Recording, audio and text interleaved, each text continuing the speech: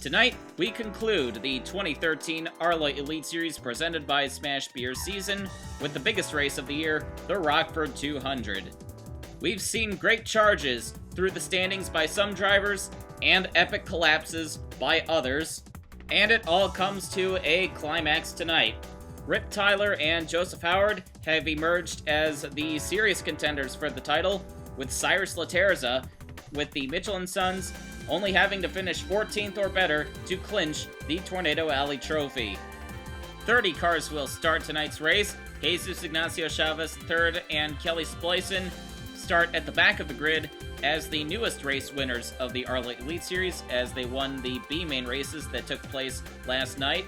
Stacy St. Martin's spot in the field was supposed to be held by Chris Johans, but he gave up his spot for the 5. Tonight's race will be 200 laps long, like it has always been, but the race will be split into 2 segments, with the field being inverted after the 100-lap mark. All drivers 3 or fewer laps down will get back on the lead lap, and bonus points will be distributed to the top 10 at halfway. The wait is over, let's get this race started. Herbie Finkelberg leads the field to the green flag. This is Finkelberg's chance to end his season on a positive note. He hasn't been able to stay up front at the end of a lot of these races. In fact, the best chance he had to win this season was at Chicago, where he was the victim of Peter Irving Gray team orders, as Jim Hayes now looks to take the lead away from Herbie Finkelberg here on lap number 2.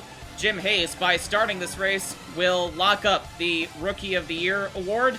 His main rival, Andrea Canassa, failed to qualify for the race, but Hayes would soon be challenged by Taylor Brillen, who led the points for much of the season, but she's really fallen off, and she sits here tonight with an outside shot at winning the title, but she's going to need a lot of her rivals to experience trouble.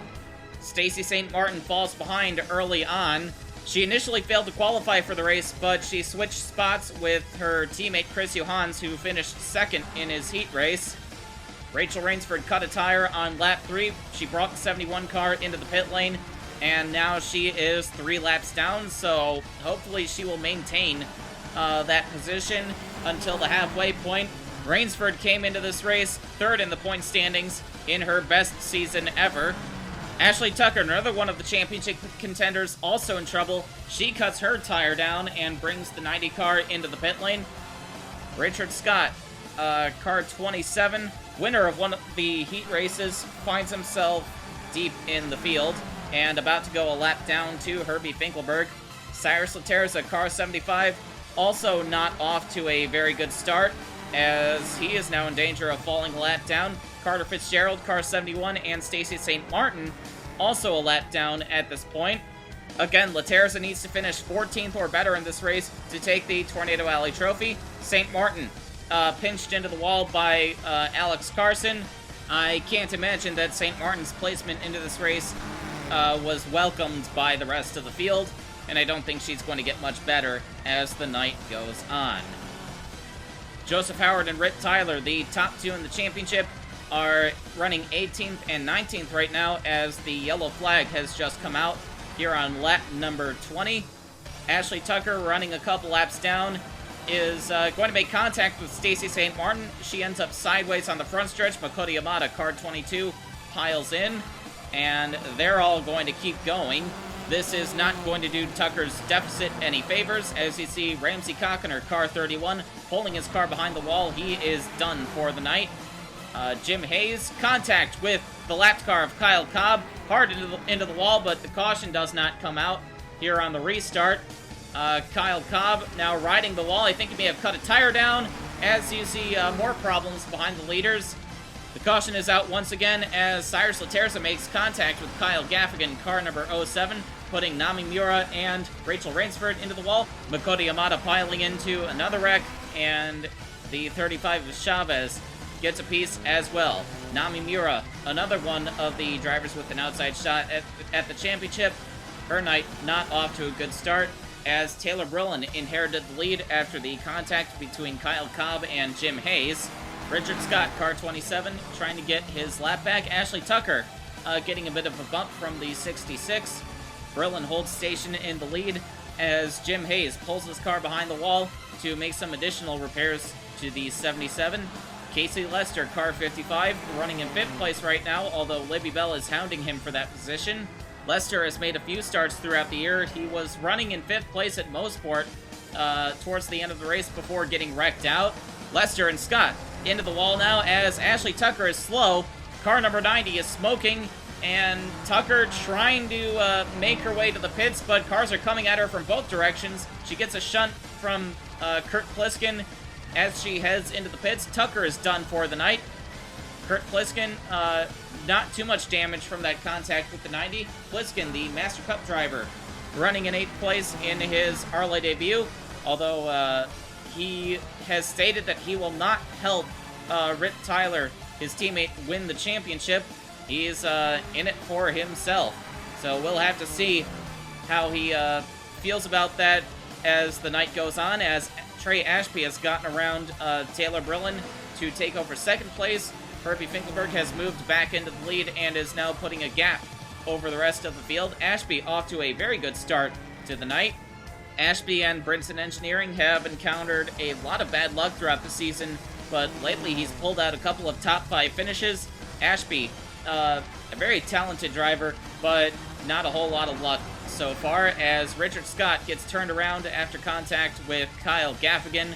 That's going to be our 3rd caution of the night, and Herbie Finkelberg, the race leader, gets into the side of the 27 car. We'll have to see how that's going to affect the 66 car. He had taken the caution at that point. And now Stacy St. Martin on the restart, being turned around by Rachel Rainsford. St. Martin still a couple laps ahead of Rachel Rainsford, but again, has been very slow throughout the weekend.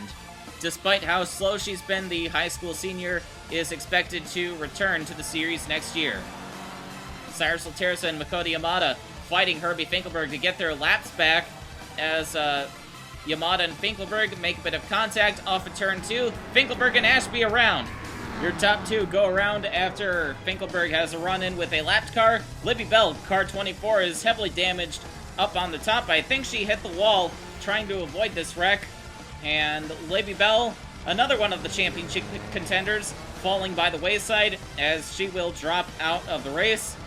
This leaves Rick Tyler as Power Steering Incorporated's only hope of capturing the title, although he's the only one with a realistic shot at it anyway. Tyler has made his way up to 8th, while his championship rival, Joseph Howard, is up to 4th. And that is Kurt Pliskin in 5th place, right behind the 17. I know that Pliskin stated he wasn't going to help his teammate win the title, but we'll just have to see what becomes of that. Taylor Brillin leads the race once again. She's been the beneficiary of any accident involving the leader tonight. That is Casey Campbell, car 422. Right behind her, Campbell and Brillin in a battle together in the point standings. Nami Mura, car 39, getting together with Stacy St. Martin and being put into the wall by Herbie Finkelberg. The caution doesn't come out as Finkelberg not doing his charge back through the field any favors. Akira Sukari, who we just saw a moment ago, running back in 12th. The last time that Sukari was in this race was back in 2009, where she became the first woman to win the ARLA Elite Series Championship. Sukari's been touring Europe since then and has settled into a growing Dash Cup career, but she's committed to running ARLA with Kurt Walker Motorsports on her time off from Dash Cup, as Richard Scott gets tagged by Jim Hayes and spins into the infield. The caution is out once again. Kyle Gaffigan gets knocked into the end of the pit wall as the field scrambles to avoid the 27 car. Gaffigan qualified for this race through the heats, and what is Richard Scott doing? As he comes back across the track on his way to the pit lane, I saw Casey Campbell get into the back of Stacy St. Martin, who had to brake to avoid the 27 car, and that's going to take Casey Campbell out of the race. Here's what happened. Campbell commits to the bottom, but Stacy St. Martin is right there. St. Martin did the right thing and slowed down to avoid the 27 car, who had absolutely no business crawling across the track like that. I know he's got to make his way back to the pit lane, but he could have just driven around the track again. as Taylor Brillin once again inherits the lead due to an incident. Michael Madrigal in the pie car trying to get one of his laps back. Trey Ashby, car 12, has made his way back up into second place after that incident with Herbie Finkelberg. And now he tries to chase down the 64 car. There goes Ashby for the lead of the race. And just in time, as the leaders take the caution once again, Herbie Finkelberg has to come into the pits to do some repairs to the front end of that 66 car. He rejoins the field a lap down, and he will now come around to join the tail end of the field for the caution. Here's why we're under caution, as Akira Sukari gets into the back of her teammate Nami Miura and is helped around by Casey Lester in car 55. I'm not sure what's going on between the 98 and 39. The 39 is a lap down, but the 98 just charged in there and drilled her in the door. Trey Ashby still leads on the restart. A bit of contact with the lapped car of Jim Hayes. Ashby into the wall, and a bit of contact with Brillin. Rainsford now squeezing them up and into the wall. Ashby loses several spots. Not what he needed, with just 20 laps until halfway now. Ashby still struggling to get up to speed. Riggs and Pliskin making it 4 wide, and there's another accident heading down into turn number 1.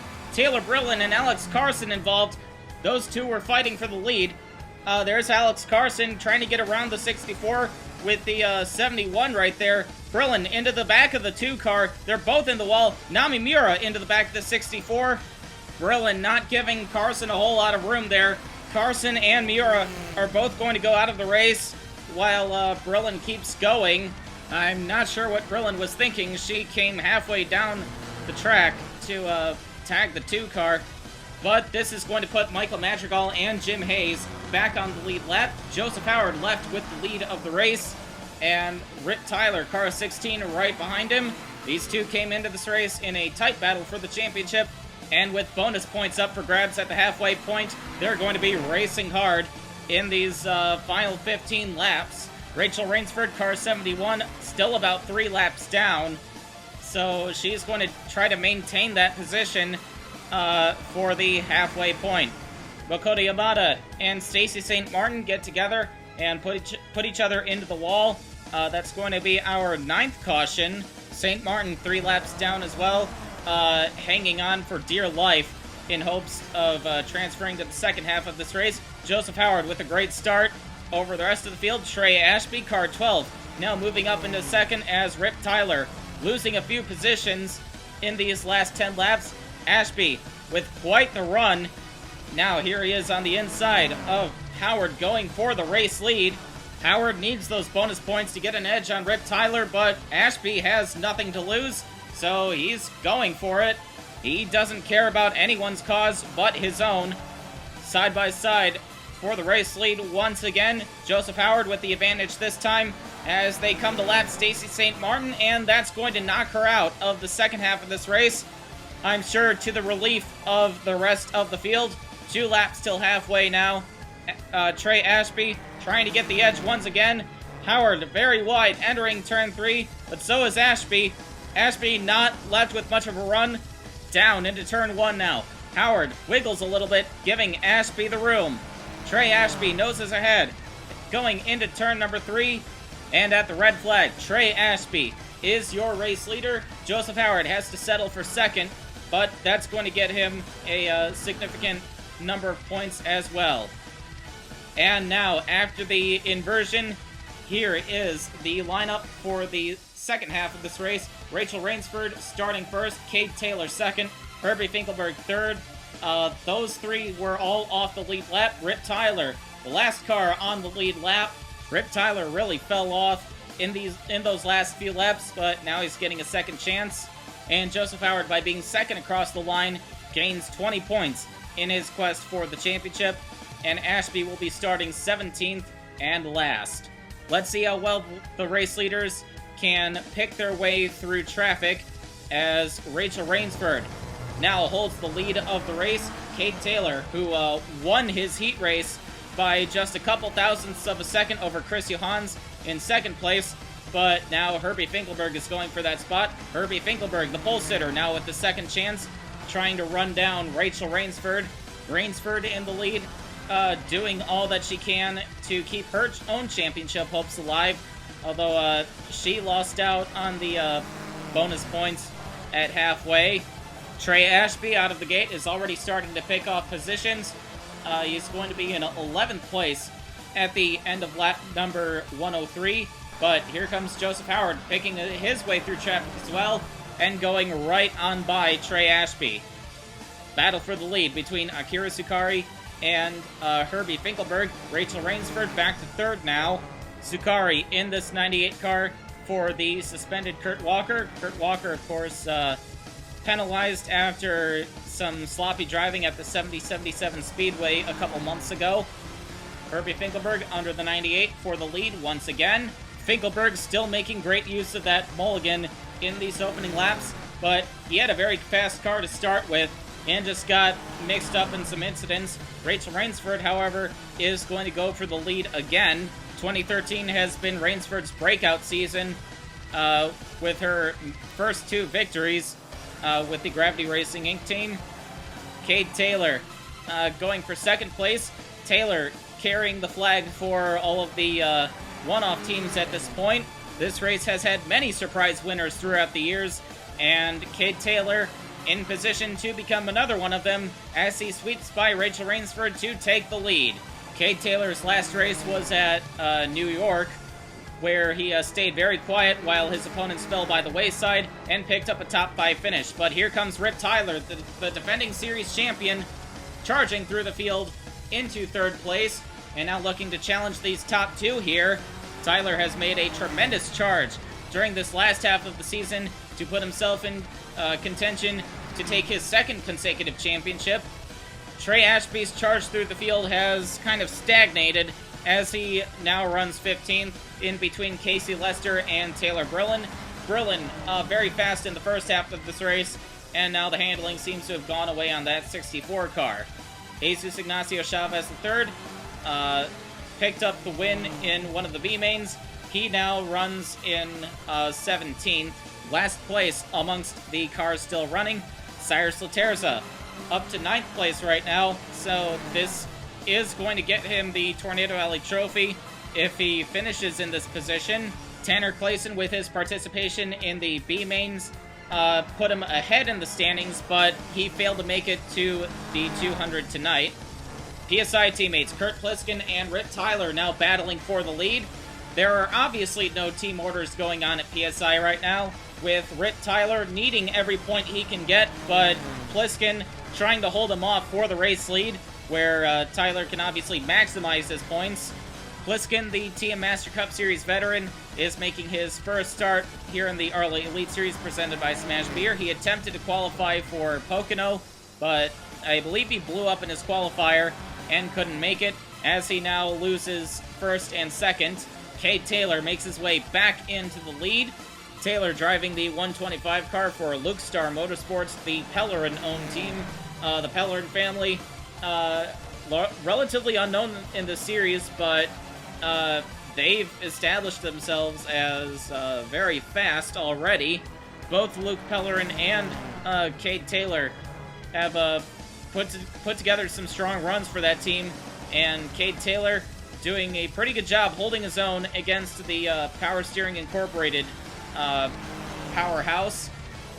Even as he loses the lead to Kurt Pliskin, he gives him a bit of a shove heading into turn number 3, but Pliskin hangs on and keeps the lead.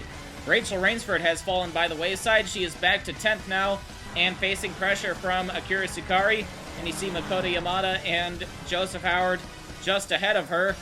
So Howard's been making his way back up through the field as Rachel Rainsford falls back. This is not what Rainsford needs if she's going to win the championship.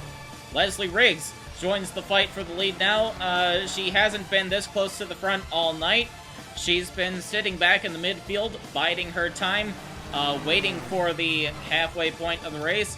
And now that we have about 60 laps remaining, it is time to go, and Leslie Riggs has come to life. Riggs won one of the heat races and gained 12 bonus points at the halfway. She had an outside shot at the title coming into this race, but now with only 17 cars left, that's not looking possible at this point. as Rip Tyler challenges her for the lead once again, and Riggs gives up the spot without too much of a fight. Kurt Pliskin, in the meantime, is busy trying to hold off Cyrus Laterza, who's picked up a few more spots and is now in the top 5. In the meantime, it seems to be deja vu for Kurt Pliskin, looking at the back of the 50 car, as Riggs and Pliskin finished 1-2 in their heat race together. But Pliskin is going to get by Leslie Riggs and challenge his teammate Rip Tyler for the lead, and they almost make a bit of contact going into turn 3 doing so. Still no evidence of any team orders going on at Power Steering Incorporated, as you see Joseph Howard joining the fight back there. That is not what Rip Tyler wants to see in his mirror. Tyler needs to go for that lead, but Kurt Pliskin was not going to give it up for him. However, Leslie Riggs gets back around the KP16 car, and now she's going to be challenged by Joseph Howard for the race lead. With the 20 points that he got from finishing second at the halfway point, Joseph Howard is sitting on a considerable advantage over Rip Tyler at this point, as the leaders now put Jesus Ignacio Chavez III a lap down. Riggs making a bit of contact with the 35 as she puts him a lap down. Chavez has not quite gotten the handle on this car. The battle for the lead still rages between Kurt Pliskin and Leslie Riggs. Bit of contact between them heading into turn number 1. Pliskin clears Riggs and tries to build the gap on the 50 once again. But here comes Riggs with another challenge. She's under the 16 as they both run wide off of 4. Contact with the 35 and Riggs into the wall off of turn number 4. And that's going to be the end of the race for Leslie Riggs, who got just a bit over exuberant and ran across the bumper of the 35. Chavez back across the track puts Cade Taylor and Joseph Howard into the wall. Howard very lucky to have not gotten a bigger piece out of that. But Chavez, now that he's running a lap down, he may start to become a bit of a nuisance. As Kurt Pliskin continues to lead the race, Chavez washes up into the 16. They both go hard into the wall, and Pliskin is going to lose the lead. Chavez riding along the wall. Now, I think he may have cut a tire down, and he's around on the backstretch after contact with another car, Cyrus Laterza, car 75. And that is going to be the end of the race for Chavez before he can become too much of a problem. As Joseph Howard continues to lead on the restart, we have just 13 laps left in this race, and the battle looks like it's going to come down to the 2 championship contenders. Howard runs wide off of 4, giving Rip Tyler a shot at the lead. Contact between them heading into turn 1. Herbie Finkelberg looking to spoil the battle for these two. Finkelberg on the inside of Howard for second place. Cade Taylor, car 125, looking to rejoin this battle as well. Michael Madrigal holding station in 5th. Herbie Finkelberg going for the lead now, making a bit of contact with Rip Tyler. We have just 10 laps left. It will be 9 to go next time by. Now Joseph Howard with a big run on the inside, taking the lead away from Finkelberg. Things seem to finally be going Finkelberg's way as he sat on the pole, fell a lap down, got back on the lead lap at the halfway point, and now he is in contention to win this race, but he's got to put himself in position to do so. It seems that people are shuffling positions more quickly than at a super speedway. 7 laps to go now. Tyler and Howard rubbing fenders, fighting for the lead. Finkelberg sitting there just waiting for them to make a mistake.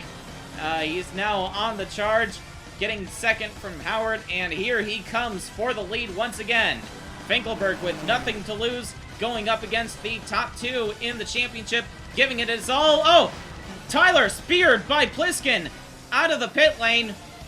Kurt Pliskin had a pit a while ago for a problem.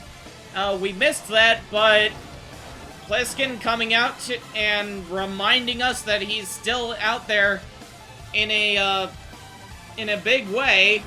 He's about 7 laps down. I'm not sure why he even went back out there, but that was the absolute worst timing in the world for Pliskin and his teammate.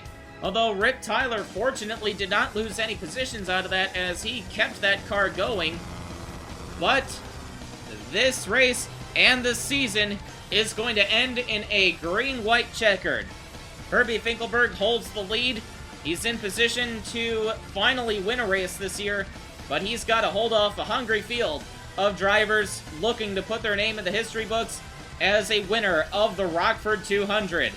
He also has Joseph Howard and Rip Tyler, the two championship contenders, right behind him. These last two laps are going to be nerve-wracking. Green flag in the air. Joseph Howard with a terrible start. Rip Tyler all over him. Herbie Finkelberg holding station in the lead right now. Rip Tyler not able to make a run. I think he's still trying to get his car settled in, but there's no time to do that as Herbie Finkelberg comes around for the white flag, holding about a 5-car length lead over Rip Tyler. Finkelberg very wide off of 2. Tyler starting to close in. Finkelberg very wide into turn number 3. Tyler with the run off of 4 at the line. That's too close to call. That is certainly going to be one to remember. And we don't even know who won yet. Coming to the line, Rip Tyler has a tremendous run on Herbie Finkelberg. They keep it clean at the stripe. That angle was just a bit too indecisive. Fortunately, we've got an overhead shot. And look at that run that Rip Tyler had. And at the line, by about 2 inches, Herbie Finkelberg is the winner of the Rockford 200. And coming to the line, we got a bit of a crash between Jim Hayes, Ali Riggs, and Makoto Yamada, but they keep it going. But of course, all eyes were on Herbie Finkelberg and Rip Tyler. Finkelberg, the victor, in the closest finish in ARLA history. And it is not over yet, as we still have a champion to crown.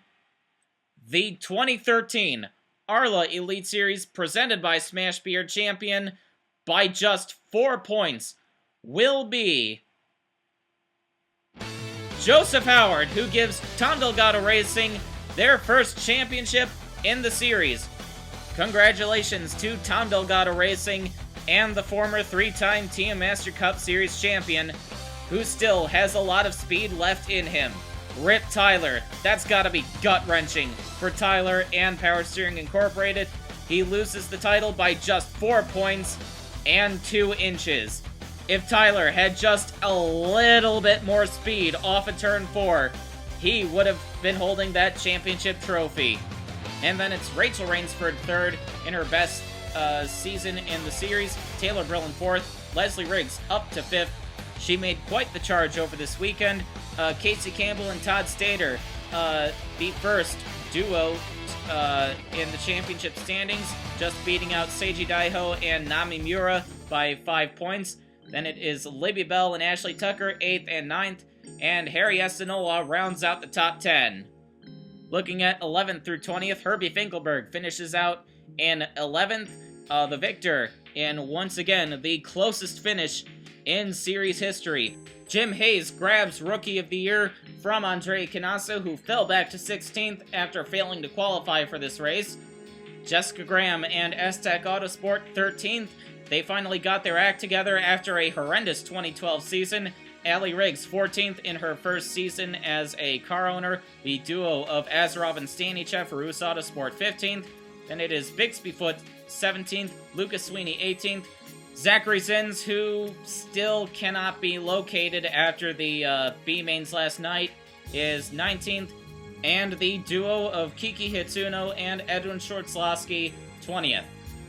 We had another champion to crown tonight, the winner of the Tornado Alley Trophy, that being Cyrus Laterza by 7 points over Tanner Clayson. All that Clayson could do was sit and pray that Cyrus Laterza could not overtake him in the standings. However, Clayson's prayers were not answered. Kelly Splicen and Stacy St. Martin were the only other Tornado Alley Trophy contestants in the 200. Splicen was just out of championship reach, while St. Martin has pretty much been useless the whole year and only got into the race because her teammate gave up his spot for her. And that will bring an end to the exciting and unpredictable season that we have had here in the ARLA Elite Series presented by Smash Beer. And we will now head off to Las Vegas for our championship banquet and the Sommer Labs All-Star Classic, where the only thing on the line is 150 grand and bragging rights. But in order to get into the race, you have to be voted in by your loyal fans. See you in Las Vegas.